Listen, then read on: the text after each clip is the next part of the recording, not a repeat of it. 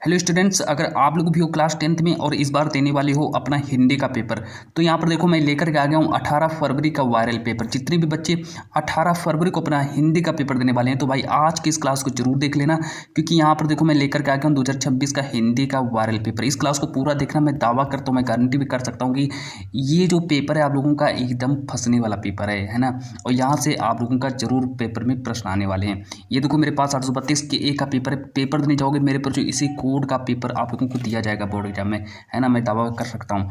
ये देखो मेरा अनुक्रमांक दिया है, यहाँ पर मेरा नाम दिया है, और ये सब कुछ आज किस क्लास में आप लोगों का 70 में 70 नंबर भी पक्का हो जाएगा। आप देखो मैं इस पेपर को पूरा का पूरा सॉल्यूशन भी कराने वाला हूँ, क्योंकि पेपर आप लोगों का जारी हो चुका है और इसीलिए मैं पूरा पेपर आप लोगों को सॉल्व करके देने वाला हूँ। यहाँ पर देखो मेरा नोट दिया है कि प्रारंभ के 15 मिनट परीक्षार्थियों को प्रश्न पत्र पढ़ने के लिए निर्धारित हैं। मतलब कि जब पेपर देने जाओ तो सबसे पहले आप लोगों को 15 मिनट तक आप लोगों को पेपर को पढ़ना पड़ेगा। तो 15 मिनट तक आप लोगों को पेपर को पढ़ना है। अब यहाँ पर देखो लिखा है कि सभी प्रश्न करने अनिवार्य हैं। मतलब इस पेपर का सारे के सारे प्रश्नों को करना अनिवार्य है। निर्देश नंबर 2 कहता है कि यह प्रश्न पत्र 2 खंडों जैसे मेरा खंड आ तथा खंड बा में विभाजित होने वाला है। और निर्देश नंबर 3 कहता है कि खंड आ 1 अंक के 20 बहुविकल्पी प्रश्न जिनके सही उत्तर हमको OMR उत्तर पत्रक पर नीले तो काले बॉल पेन पेंसिल से सही विकल्प वाले गोले को पूर्ण रूप से काले करके चिन्हित कर देना है। तो भाई इस तरीके से आप लोगों को पूरा पूरा अपना निर्देश पढ़ लेना है ना। ये देखो लिखा है सब कुछ, यही आप लोगों को मैं जो पढ़ करके सुना रहा हूँ यही आप लोगों को वहाँ पर भी पढ़ना पड़ेगा जब आप लोग बोर्ड एग्जाम में बैठोगे 18 फरवरी को। खंड आ के प्रत्येक प्रश्न का निर्देश पढ़कर केवल प्रदत्त OMR उत्तर पत्रक पर ही उत्तर दें। OMR उत्तर पत्रक पर उत्तर देने के पश्चात उसे काटे नहीं तथा इरेजर अथवा व्हाइटनर का प्रयोग नहीं करना है। और प्रत्येक प्रश्न के अंक उसके सम्मुख अंकित हैं। जो प्रश्न 1 नंबर का होगा उसके आगे 1 लिखा होगा, जो प्रश्न 6 नंबर का होगा उसके आगे 6 लिखा होगा, और जो प्रश्न 4 नंबर का होगा उसके आगे 4 लिखा होगा। तो इस तरीके से मिलाकर ये मेरा पूरा पेपर बन जाता है। अब चलो आगे देखो, अब मैं यहाँ से आप लोगों को अब यहाँ पर देखो और भी निर्देश आप लोगों को पढ़ना पड़ेगा कि यहाँ पर कहता है कि खंड बा में 50 अंक के वर्णनात्मक प्रश्न है। और निर्देश नंबर 7 कहता है कि खंड बा में सभी प्रश्नों को उत्तर एक साथ करना है। और निर्देश नंबर 8 है कहता है कि प्रथम प्रश्न से आरंभ कीजिए तथा अंतिम प्रश्न तक करते जाइए। जो प्रश्न ना आता हो उस पर बिल्कुल भी समय नष्ट ना करें, है ना। सबसे पहले उन प्रश्नों को कर लो जो आप लोगों को आते हैं, सरल सरल प्रश्न कर लो, फिर बाद में कठिन कठिन कर लेना, है ना। तो अब पेपर देखो मैं आप लोगों को दिखा देता हूँ कि आप लोगों का कौन सा पेपर आया है। यहाँ पर देखो मेरा खंड आ दिया है। खंड आ कहता है कि बहुविकल्पी प्रश्न है। पहला देखो प्रश्न 1 नंबर का आएगा पेपर में कि निम्नलिखित कथनों में से कोई एक कथन सही है उसे पहचान कर लिखो। आप पहला है कि प्रेमचंद्र एक प्रमुख नाटककार हैं। बी ऑप्शन है कि डॉक्टर श्याम सुंदर दास प्रसिद्ध कवि थे। सी ऑप्शन है कि ध्रुव सोमनी जयशंकर प्रसाद का नाटक है। और डी ऑप्शन है कि त्रिवेणी रामचंद्र शुक्ल जी का कविता संग्रह है। तो ये देखो मेरे 4 ऑप्शन है। तो भाई इसमें देखो पेपर नहीं जाना तो आप लोगों का जो देखो ऐसे 4 गोले होंगे, ऐसे OMR सीट में 4 गोले होंगे। तो आप लोगों को कौन सा गोला भरना है? आप लोगों को सी वाला गोला भरना है। मतलब ये सी वाला गोला भर देना है ना। तो मेरा सी ऑप्शन सही हो जाएगा। इसका है कि ध्रुव सोमनी जयशंकर प्रसाद जी का नाटक है। तो आप लोगों को सी वाला ऑप्शन सही करना है। अब आगे देखो प्रश्न नंबर दूसरा।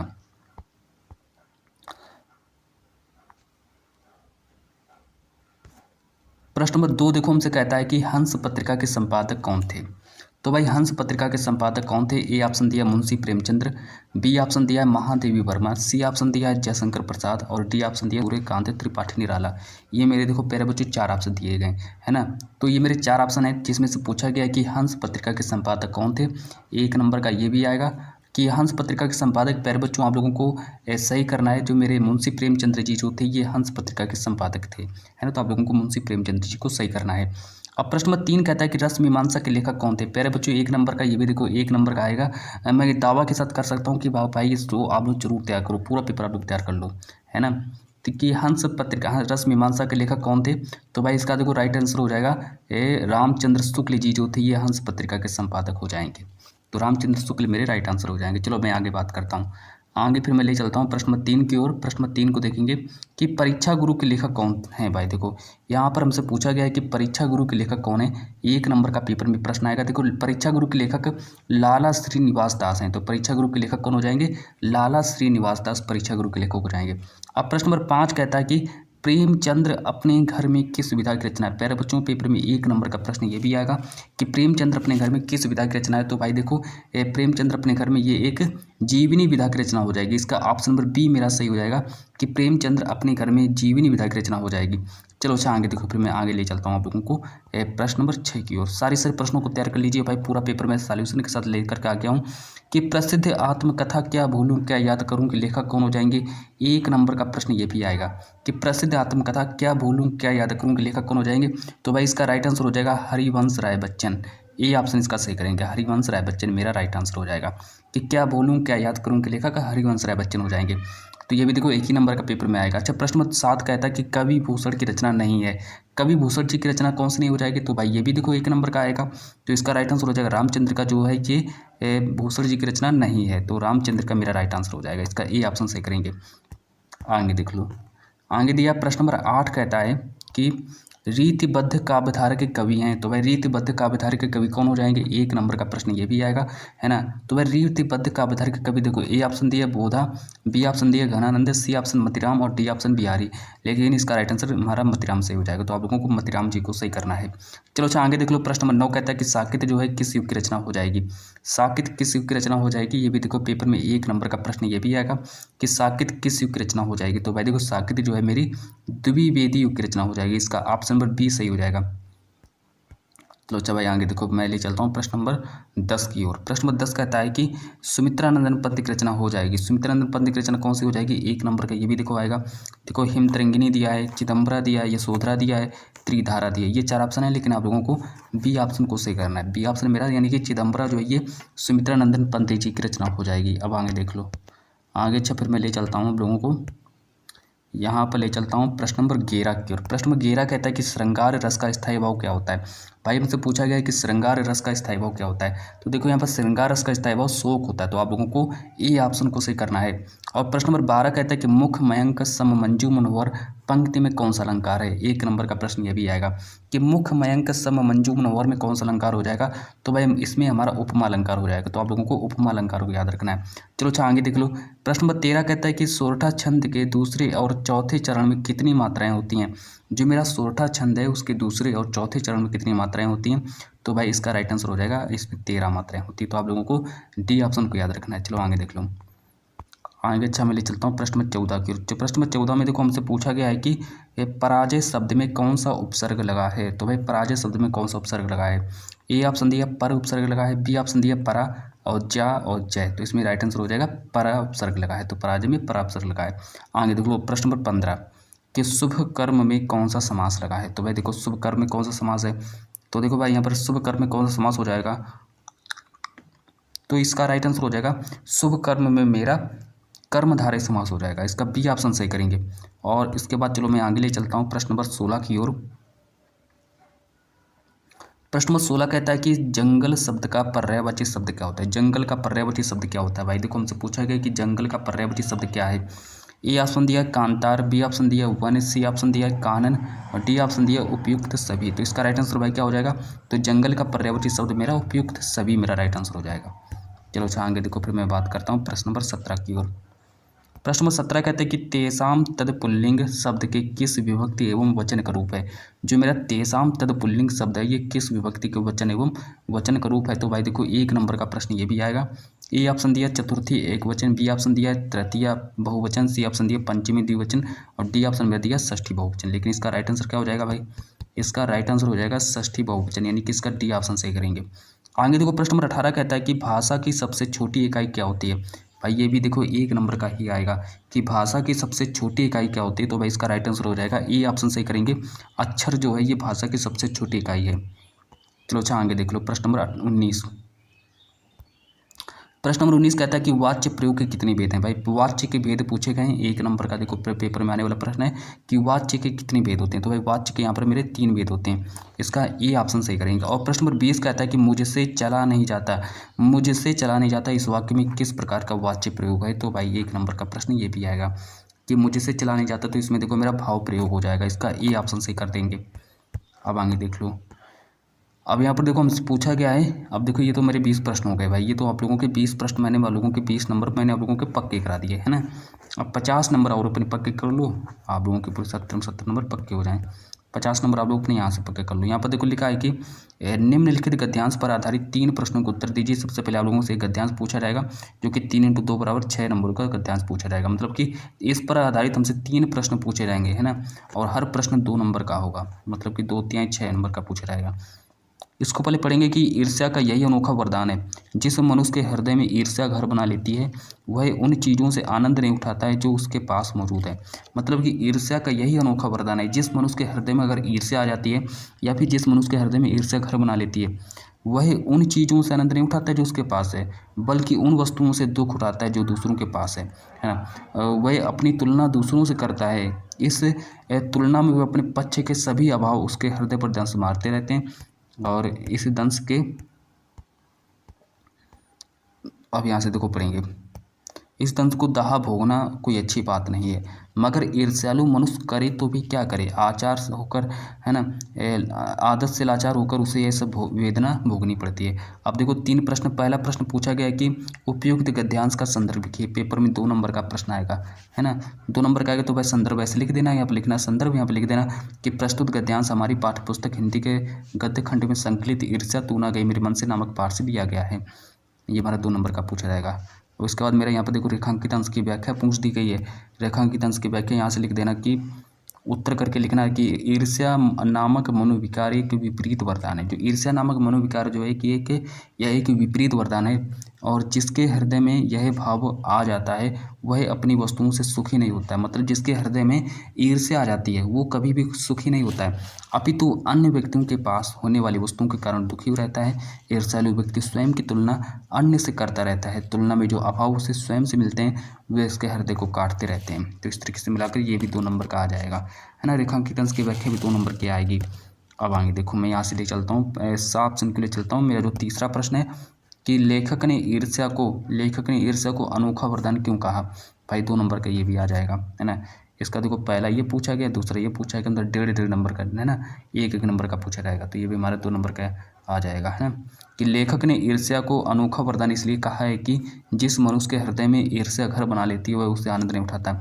अब मनुष्य क्यों दुख उठाता है, तीसरा प्रश्न पूछा गया। दूसरा प्रश्न पूछा गया, सा का दूसरा प्रश्न है कि मनुष्य दुख क्यों उठाता है। तो भाई देखो इसमें उत्तर करके लिखेंगे, मनुष्य उन वस्तुओं के कारण दुख उठाता है जो दूसरों के पास है। जो दूसरों के पास होता है उसको देख करके मनुष्य दुख उठा लेता है। अब चलो आगे देखो, एक अथवा करके लिखा है। आप लोग चाहो तो इसका भी उत्तर लिख सकते हो, है ना, या फिर ऊपर वाले को उत्तर लिख सकते हो। मैंने ऊपर वाला सॉल्व करा दिया है, इसको भी पढ़ लो कि आज विज्ञान मनुष्यों के हाथों में अद्भुत और अतुल शक्ति दे रहा है। उसका उपयोग एक व्यक्ति और समूह के उत्कर्ष और दूसरे व्यक्ति और समूह के गिराने में होता ही रहेगा। इसलिए मैं उस भावना को जागृत रखना जो उसे जागृत रखने के लिए कुछ ऐसे साधनों को भी हाथ में रखना और जो भावनाओं को प्रोत्साहित करें और भोग भावनाओं को दबाए रखें। इतना पढ़ लीजिए भाई इसको आप लोग, है ना। और चलो यहाँ से देखो आप लोगों का स्टार्ट हो जाता है पद्यांश। पद्यांश भी देखो 6 नंबर का, पेपर में 6 नंबर का पद्यांश आएगा कि दिए गए पद्यांश पर आधारित 3 प्रश्नों को उत्तर दीजिए। 3 × 2 = 6 नंबर का पद्यांश भी आएगा। इसको देखो यहाँ से पढ़ना स्टार्ट करेंगे कि चरण कमल बंदौ हरिराई, चाय की कृपा पंगु गिरिलंगे, अंधे को सब कुछ दर्शाई, बहिरव सुनय गूंग पुनि बोले, रंग चले सिर छत्र धराई, सूरदास स्वामी करुणा में बार बार बंधो ते पाही। तो भाई इतना देखो ये आप लोगों का, है ना, पेपर है। और ये वाला आप लोगों का ये वाला गद्यांश पूछा गया, पद्यांश पूछा गया है कि चरण कमल वाला पूछा गया है। इसको चलो मैं आप लोगों को सॉल्व करा देता हूँ। सबसे पहले यहाँ पर लिखेंगे कि उपयुक्त पद्यांश का संदर्भ लिखिए। संदर्भ में देखो यहाँ पर डालेंगे संदर्भ हेडिंग। अब लिखना स्टार्ट करेंगे कि प्रस्तुत पद सूरदास द्वारा रचित सूर सागर से लिया गया है। और यहाँ पर लिख देंगे रेखांकित अंश की व्याख्या। रेखांकित अंश की व्याख्या में लिखेंगे कि मैं उस ईश्वर भगवान कृष्ण के कमलवत चरणों की वंदना करता हूँ जिनकी कृपा से लंगड़ा व्यक्ति पर्वत पर चढ़ जाता है, अंधे को सब कुछ दिखाई देने लगता है, बहरा व्यक्ति जो होता है वो सुनने लगता है, और गूंगा व्यक्ति जो होता है वो बोलने लगता है, और निर्धन व्यक्ति सिर पर छत्र धारण करके चलने भी लगता है। तो इस तरीके से मिलकर 2 नंबर का रेखांकित अंश की व्याख्या भी पूछ दी जाएगी और 2 नंबर का संदर्भ पूछा जाएगा। तो 4 नंबर हो गए आप लोगों के। 2 नंबर आप लोगों के यहाँ से पूछ दिए जाएंगे, है ना। 2 नंबर को यहाँ से पूछे जाएंगे कि किसकी कृपा से लंगड़ा व्यक्ति पर्वत को लांग जाता है। तो भाई देखो यहाँ पर लिख देना कि ईश्वर की कृपा से लंगड़ा व्यक्ति जो होता है पर्वत लांग जाता है। रेखांकित अंश में कौन सा अलंकार है, तो रेखांकित अंश में रूपक और अनुप्रास अलंकार हो जाएगा। तो यहाँ से आप लोगों का ये पद्यांश हमारा बन जाता है। और इसके बाद फिर मेरा अथवा करके दिया है, अथवा वाला देख लो भाई। यहाँ पर लिखा है कि विश्वत रेखा का वासी जो जीता नित्य हाँफ हाँफ कर रखता है अनुराग अलौकिक, यह भी अपनी मातृभूमि पर। ध्रुववासी जो हिम में तम में भी जी लेता काँप काँप कर, वह भी अपनी मातृभूमि पर कर लेता है प्राण निछावर, कर देता है प्राण निछावर। ये देखो हमारे 3 प्रश्न पूछे गए हैं, तीनों के तीनों प्रश्न आप लोग देख लीजिए। आप लोग चाहे ऊपर वाला सॉल्व करो या फिर नीचे वाला सॉल्व कर लो। आप यहाँ पर देखो हमारे पेपर में पूछे जाएंगे एक संस्कृत का गद्यांश और एक संस्कृत का पद्यांश। संस्कृत का गद्यांश देखो 5 नंबर का आएगा और संस्कृत का पद्यांश भी 5 नंबर का आएगा। इसको पहले पढ़ेंगे। प्रश्न नंबर 30 को पढ़ेंगे कि निम्नलिखित संस्कृत गद्यांश का संदर्भ सहित हिंदी में अनुवाद कीजिए।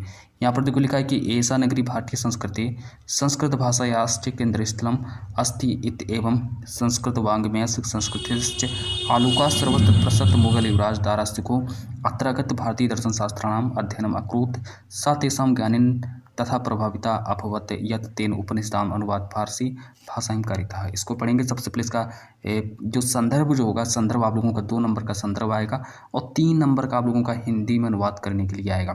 तो संदर्भ इसका पढ़ लेना भाई। देखो संदर्भ में लिखा है कि प्रस्तुत अवतरण हमारी पाठ्य पुस्तक हिंदी के संस्कृत खंड के अंतर्गत वाराणसी नामक पाठ से लिया गया है और इसमें वाराणसी के महत्व के बारे में वर्णन किया गया है। इतना सबको लिखने के बाद फिर यहाँ पर आप लोग लिख देना हिंदी में अनुवाद।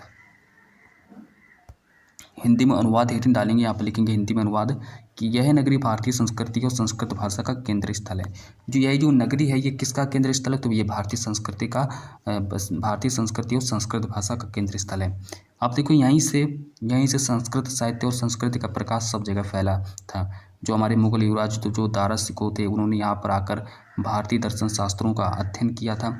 वह उनके ज्ञान से ऐसा प्रभावित हुआ कि उसने उपनिषदों का अनुवाद फारसी में कराया, है ना। तो इस तरीके से आप लोग इसका हिंदी में अनुवाद कर देना। 3 नंबर का पूछा जाएगा। अब एक देखो अथवा करके दिया गया है। अथवा करके यहाँ पर देखो दिया गया है कि अस्माकं संस्कृति सदा गतिशीला वर्तते मानव जीवन संस्कृतम ऐसा यथासमयं नवा विचारधारां स्वीकरोति न शक्ति च प्राप्नोति अत्र दुराग्रहे, है ना। दुराग्रहे होगा यहाँ पर नास्ति यत् युक्तियुक्तं कल्याणकरी च तत्र सहर्षगृहीतं भवति एतस्य गतिशीलताया रहस्यं मानवजीवनस्य शाश्वतमूल्येषु निहितं तद् यथा सत्यस्य प्रतिष्ठा सर्वभूतेषु संभावा विचारेषु औदार्यम् आचार्य दृढ़चेति। इसको व्यक्त कर लेना, है ना। और मैंने ऊपर वाला सॉल्व करा दिया। अब यहाँ पर देखो आप लोगों से 5 नंबर का संस्कृत का पद्यांश पूछा जाएगा पेपर में, 5 नंबर का आएगा। इसको देखो यहाँ से लिखना स्टार्ट करेंगे कि यहाँ पर कहते हैं कि निम्नलिखित संस्कृत पद्यांश का संदर्भ सहित हिंदी में अनुवाद कीजिए। इसको लिखेंगे कि सर्वे भवन्तु सुखिनः सर्वे सन्तु निरामया सर्वे भद्राणि पश्यन्तु मा कश्चित् दुःखभाग् भवेत्। और यहाँ पर डालेंगे संदर्भ लिखना स्टार्ट करेंगे कि प्रस्तुत श्लोक हमारी पाठ्य पुस्तक हिंदी के संस्कृत खंड के अंतर्गत भारतीय संस्कृति नामक पाठ से लिया गया है। तो इस तरीके से आप लोग इसका संदर्भ लिख देना और संदर्भ जो है आप लोगों का 2 नंबर का संदर्भ आएगा। अब यहाँ पर देखो हिंदी में अनुवाद लिख देना कि सब सुखी हों, सब रोग रहित हों, सबका कल्याण हो, कोई भी दुखी ना हो। इस तरीके से मिलाकर आप लोग इसका हिंदी में अनुवाद कर देना। अब आगे देखो, आगे हम ले चलते हैं। एक अथवा करके दिया गया है कि अब तो दुर्गम चा सचुर्नाचा पंडिता अमुख स्फुटवक्ता चा योजना तिसा पंडिता है। तो भाई ये भी देखो 5 नंबर का ही आएगा। चाहे ऊपर वाला सॉल्व करो चाहे नीचे वाला सॉल्व कर लेना। अब प्रश्न नंबर 5 कहता है कि अपने पठित खंड काव्य के आधार पर दिए गए प्रश्नों में से किसी एक प्रश्न का उत्तर दीजिए। तो भाई उत्तर देना 3 नंबर का पूछा जाएगा। अब ये देखो हमारा खंड काव्य है। खंड काव्य देख लो। खंड काव्य तो आप लोगों को पता ही होगा भाई, खंड काव्य। अब यहाँ से सीधा रामचंद्र शुक्ल जी का जीवन परिचय याद कर लो। यहाँ पर देखो क्वेश्चन नंबर 6 कहता है कि दिए गए लेखक में से किसी एक लेखक का जीवन परिचय देते हुए उनकी एक प्रमुख रचना का उल्लेख करो। भाई 5 नंबर का रचना आएगा, है ना। रचना और लेखक का जीवन परिचय 5 नंबर का आएगा। जयशंकर प्रसाद, रामधारी सिंह दिनकर, आचार्य रामचंद्र शुक्ल ने, लेकिन मैं आप लोगों को आचार्य रामचंद्र शुक्ल जी का जीवन परिचय बता देता हूँ। यहाँ पर देखो लिखा है कि इनका जन्म कब हुआ था, तो 4 अक्टूबर 1884 ईस्वी को रामचंद्र शुक्ल जी का जन्म हो जाता है। और इसके बाद इनका जन्म स्थान कहाँ हुआ था, तो इनका जन्म स्थान जो है अगोना बस्ती उत्तर प्रदेश। पिता का नाम इनके चंद्रबली शुक्ल था। मृत्यु इनकी 2 फरवरी 1941 को इनकी मृत्यु हो जाती है। रचनाएं देख लो, चिंतामणि विचार भी थी और रस मीमांसा त्रिवेणी इनकी रचनाएं हो जाएंगी। तो इस तरीके से मिलाकर हमारा ये बन जाता है। अब चलो आगे देखो, फिर मैं बात करता हूँ। अब यहाँ पर डालेंगे जीवन परिचय। बड़ी बड़ी हेडिंग के रूप में यहाँ पर लिखेंगे जीवन परिचय, ना। ये देखो जीवन परिचय लिखने के बाद यहाँ पर लिखेंगे जीवन परिचय लिखना स्टार्ट करेंगे। जीवन परिचय में कि रामचंद्र शुक्ल का जन्म बस्ती जिले के अगोना नामक गांव में 4 अक्टूबर 1884 को हुआ। रामचंद्र शुक्ल 4 वर्ष की आयु में अपने पिता के साथ हमीरपुर चले गए, है ना। तो 4 वर्ष की आयु में ये हमीरपुर चले गए थे और हमीरपुर में ही रामचंद्र शुक्ल जी की प्रारंभिक शिक्षा प्रारंभ हुई। तो इन्होंने हमीरपुर में अपनी प्रारंभिक शिक्षा प्राप्त की। 1892 ईस्वी में इनके पिता की नियुक्ति मिर्जापुर सदौर में कानून गो के पद पर हुई। 1921 में रामचंद्र शुक्ल ने मिशन स्कूल से फाइनल परीक्षा उत्तीर्ण करने के उपरांत प्रयाग की कायस्थ पाठशाला इंटर कॉलेज में नाम लिखाया, किंतु गणित में कमजोर होने के कारण इंटर की परीक्षा नहीं दे सके। बाद में हिंदी शब्द सागर के लिए काशी आ गए। कुछ दिनों तक नागरिक प्रचारणी सभा पत्रिका का संपादन भी किया। श्वास का दौरा पड़ने के कारण 2 फरवरी 1941 को इनका देहावसान भी हो जाता है। ये रचनाएं लिख देना, रश्मिमांसा त्रिवेणी चिंतामणि, ये रचनाएं लिख देना, सब कुछ है ना। इतना सब कुछ करने के बाद अब चलो मैं आगे ले चलता हूँ। अच्छा ये तो था मेरा, यहाँ पर देखो लेखक का जीवन परिचय। अब आपके पेपर में पूछा जाएगा कवियों का जीवन परिचय। या बी ऑप्शन दिया है कि दिए गए कवियों में से किसी एक कवि का जीवन परिचय देते हुए उनकी प्रमुख रचना को उल्लेख करो। भाई कवि का जीवन परिचय 5 नंबर का आएगा। सूरदास, महादेवी वर्मा, तुलसीदास, रामनरेश त्रिपाठी, इन लोगों का जीवन परिचय तैयार कर लेना। अब पहली हेडिंग डालेंगे तुलसीदास। तुलसीदास जी का जीवन परिचय लिख देना। यहाँ पर देखो लिखा तुलसीदास, जन्म डालेंगे इनका 1532 ईस्वी में इनका जन्म हुआ था। जन्म स्थान क्या है? राजापुर, चित्रकूट, उत्तर प्रदेश। माता का नाम हुलसी था, इनकी माता का नाम हुलसी था और पिता का नाम आत्माराम दुबे, गुरु नरहरिदास, पत्नी रत्नावली। रचनाएं देख लो, रामचरितमानस, कवितावली, गीतावली, विनय पत्रिका इनकी रचनाएं हैं। और नीचे हेडिंग डालेंगे जीवन परिचय। जीवन परिचय में लिखना स्टार्ट करेंगे कि तुलसीदास जी का जन्म चित्रकूट जिले के राजापुर नामक गांव में सन 1532 ईस्वी में हुआ था। इनके पिता का नाम आत्माराम दुबे और माता का नाम हुलसी था। तो भाई देखो तुलसीदास जी के पिता का नाम आत्माराम दुबे और इनकी माता का नाम हुलसी था। अब देखो यहाँ पर बात करते हैं कि अभुक्त मूल नक्षत्र में जन्म होने के कारण इनके माता पिता ने तुलसीदास जी को त्याग दिया था। मतलब इनका जन्म जो हुआ था वो अभुक्त मूल नक्षत्र में हुआ था, इसके कारण इनको त्याग दिया। स्वामी जो हमारे नरहरिदास थे उन्होंने तुलसीदास जी का लालन पालन किया, इनका पालन पोषण भी किया। और काशी के जो शेष सनातन नामक विद्वान ने इन्हें वेद पुराणों आदि ग्रंथों का ज्ञान कराया था। जो काशी के जो शेष जो विद्वान लोग जो थे उन्होंने तुलसीदास जी को वेद पुराणों और आदि ग्रंथों का ज्ञान कराया था। इनका विवाह दीनबंधु पाठक की कन्या रत्नावली से हो गया था। इनका विवाह रत्नावली से हुआ था, है ना, तो विवाह भी याद रखना है। अच्छा देखो इनका जीवन काशी, अयोध्या और चित्रकूट में बीता और इनकी मृत्यु काशी घाट पर सन 1623 ईस्वी में इनकी मृत्यु हो जाती है। रचनाएं देख लो भाई, यहाँ पर लिखा है कि रामचरितमानस, दोहाबली, विनय पत्रिका इनकी रचना हो जाएंगी। ये हमारे देखो ये क्वेश्चन नंबर 7 में दिया है कि अपनी पाठ्य पुस्तक में से कंठस्थ कोई एक श्लोक लिखिए जो इस प्रश्न पत्र में ना आया हो। 2 नंबर का आएगा श्लोक। शहर की सफाई है तो अपने शहर के मुख्य नगर अधिकारी को पत्र लिखे, तो भाई 4 नंबर का पत्र लेखन आएगा। अथवा करके लिखा है अपने मित्र को अपने बड़े भाई के विवाह में सम्मिलित होने का निमंत्रण देते हुए एक पत्र लिखे, तो भाई पत्र भी 4 नंबर का आएगा। वही पर देखो संस्कृत के प्रश्न उत्तर पूछे जाएंगे। यहाँ पर देखो लिखा है कि निम्नलिखित प्रश्नों में से किन्हीं 2 प्रश्नों को उत्तर दीजिए। 2 नंबर का आएगा। वाराणसी कस्य नगर कुलिस तथा चंद्रशेखर का आसित। उसका ये भी देख लो, इधर देख लो, इधर देख लो। अब यहाँ से तो मैं आप लोगों को बता देता हूँ कि 7 नंबर का जीवन परिचय आएगा और 7 नंबर का निबंध भी आएगा कि निम्नलिखित में से किसी एक विषय पर निबंध लिखिए। ये आप पहला दिया है कि पर्यावरण प्रदूषण कारण एवं निवारण, दूसरा दिया विज्ञान अभिशापी वर्धन, तीसरा दिया वृक्षारोपण का महत्व, चौथा दिया जनसंख्या वृद्धि। तो भाई इतना देखो मैं आप लोगों को बता दिया, पेपर आप लोगों को पूरा कंप्लीट हो चुका है सॉल्व के साथ, सॉल्यूशन के साथ। तो भाई चलिए मैं इस पेपर को यहीं पर स्टॉप देता हूँ और मिलते हैं नेक्स्ट वीडियो के साथ। और आज की इस क्लास को मैं यहीं पर समाप्त करता हूँ।